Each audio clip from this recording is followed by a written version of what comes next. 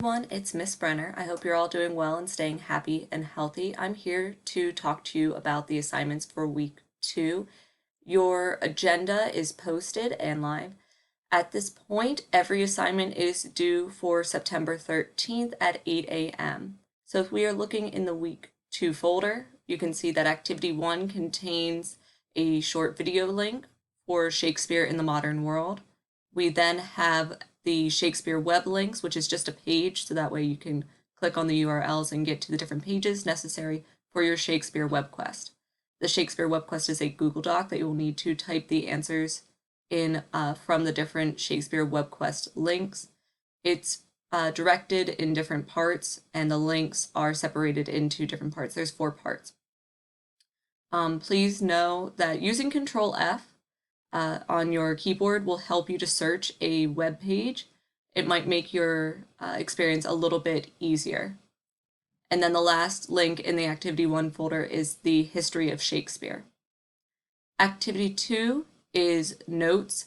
We're taking notes on chivalry, since we are going to be going into a couple different stories that have to do with the Middle Ages and some crossover between the medieval period and Greek mythology. So we have notes on chivalry, and then the 8 elements of chivalry notes is a Google Doc. You will need to have that open, so you'll pause the Edpuzzle so that way you can type into the Google Doc to take your notes. We then have in Activity 2 the Hippolyta background, which is a PDF that you need to read, and then an Edpuzzle on the Amazons. We have a Theseus background PDF that you need to read, and then a Theseus in the Minotaur Edpuzzle. Both the Edpuzzles are fairly brief. And then the discussion of who do you think is a better ruler, Theseus or Hippolyta. You will need to reference the knowledge that you gained from both the readings and the Edpuzzles in your response. That should be a minimum of 100 words.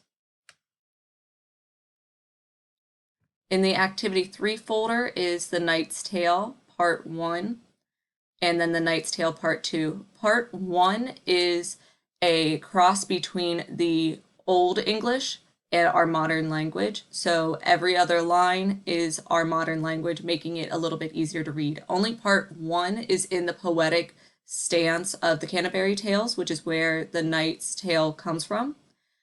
So Part 1 is the only one that has this poetic format, making it long as far as pages, but still pretty short when you think about it, because it's like a quarter of the page is the story.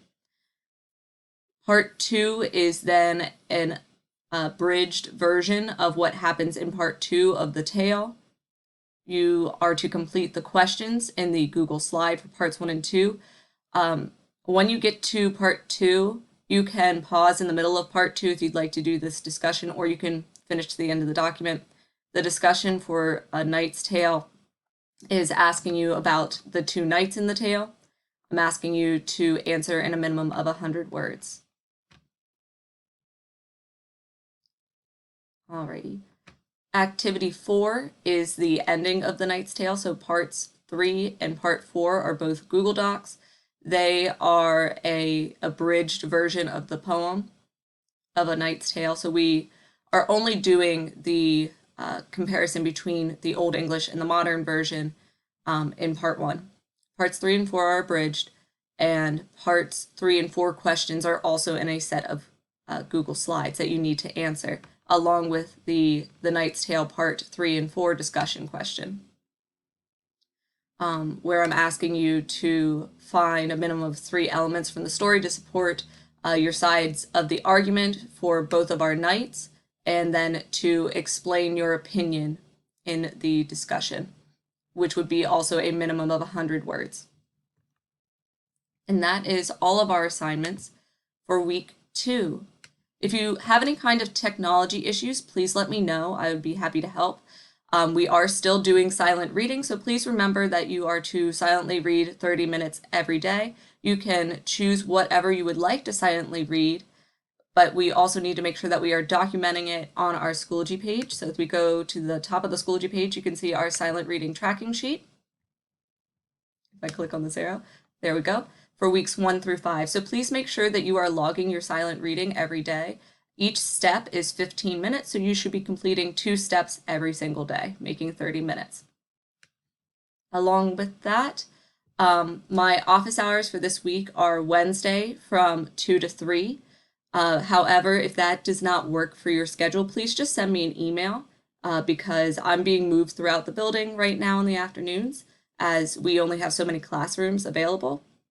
So if you want to meet within or outside those office hours at this point in time, you'll need to email me ahead of time so that way I can find a quiet spot to Zoom with you or to meet with you.